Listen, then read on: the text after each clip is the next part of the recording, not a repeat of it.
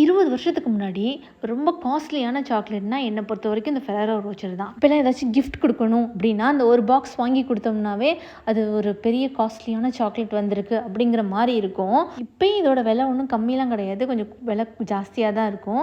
But இதை விட ஜாஸ்தியாக விலை கூடமான சாக்லேட்லாம் வந்துடுச்சு. அதை கம்பேர் பண்ணும்போது சொல்கிறேன். எனக்கு வந்து ஃபெராரோ ரோச்சர் வந்து ரொம்ப ரொம்ப ஃபேவரட்டான சாக்லேட் இது.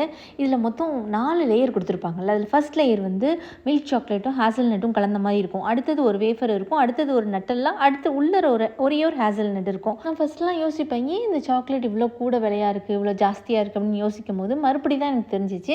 ஏன்னா ஹேசல்நட்டோட விலை வந்து ஜாஸ்தி. 200 கிராம் ஹேசல்நட்டே வந்து 600 ருபீஸ். எனக்கு வந்து அந்த ஹேசல்நட்டை தனியாக வாங்கி நம்ம நிறைய ரெசிபீஸ்க்கு யூஸ் பண்ணணும், அப்படி சாக்லேட் கூட கலந்து நம்ம கேக் செய்யும் போதோ ப்ரௌனி செய்யும் போதோ அந்த ஃபெராரோ ரோச்சர் டேஸ்ட் வருதான்னு பார்க்கணுன்னு நான் நிறைய ட்ரை பண்ணியிருக்கேன். சூப்பராக வந்திருக்கு. எக்ஸாக்டாக ஃபெராரோ ரோச்சர் மாதிரி இல்லைன்னாலும் ஒரு 80% எனக்கு அந்த டேஸ்ட் வரும். நிறைய பேர் நீங்களும் அந்த ரெசிபியை ட்ரை பண்ணி பார்த்துட்டு எனக்கு நல்லா இருந்துச்சுன்னுலாம் சொல்லியிருக்கீங்க.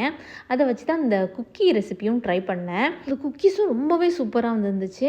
இந்த குக்கி டோ உள்ள நட்டெல்லாம் ஸ்டஃப் பண்ணி குக்கி ரெடி பண்ணி எடுத்துகிட்டு அப்புறம் ரோஸ்ட் பண்ண ஹேசல்நட் நல்லா க்ரஷ் பண்ணிவிட்டு இந்த குக்கீஸ் மேலே அந்த கொஞ்சமாக மில்க் சாக்லேட் மெல்ட் பண்ணி ஊற்றி அதுக்கு மேலே அந்த ரோஸ்ட் பண்ண ஹேசல்நட்டை போட்டு சாப்பிடும் போது ஜெயிச்சிட்டோம் மாறா அப்படிங்கிற மாதிரி தான் இருந்துச்சு. ரெசிபியை வந்து சீக்கிரமாக ஷேர் பண்ணுறேன். தேங்க்யூ.